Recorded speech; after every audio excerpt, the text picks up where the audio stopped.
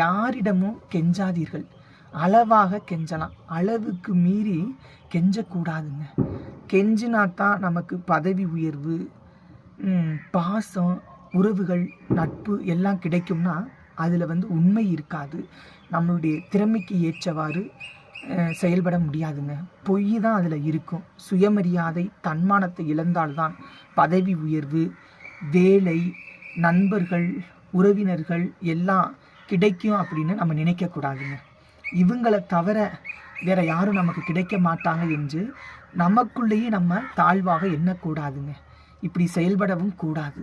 தன்மானத்தை இழந்தால் வாழ்க்கையில் நம்மளை மதிக்காமல் போயிடுவோங்க. நம்மளை மதிக்கணும். நம்ம சுயமரியாதையோட வாழ கற்றுக்கிறணுங்க. வேண்டாம் வேண்டாம் என்று நம்மளை விட்டுட்டு வேறு நபரை தேடி போகிறாங்க பாருங்க, அப்படியே நம்மளும் விட்டுறணுங்க. ஏன்னா அவங்கள தேடி கெஞ்சி நம்ம போனோம் அப்படின்னா நம்ம சுயமரியாதை இழக்க நேரிடுங்க. உங்கள் வாழ்க்கையை இழந்துடாதீர்கள். உங்களுக்கு பிடித்த மாதிரி வாழுங்க. ஏன்னா வாழ்க்கை எப்போ வேணாலும் எந்த நிமிஷம் வேணாலும் மாறலாம், முடியலாங்க. ஸோ வாழும்போது பிடித்த மாதிரி வாழணும்.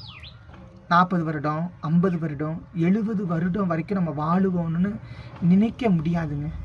ஒரு செகண்டில் எப்படி வேணாலும் வாழ்க்கை மாறிடலாம். ஸோ வாழும்போது சுயமரியாதையோட பிடித்த மாதிரி வாழுங்க. வாழ்க, வளர்க.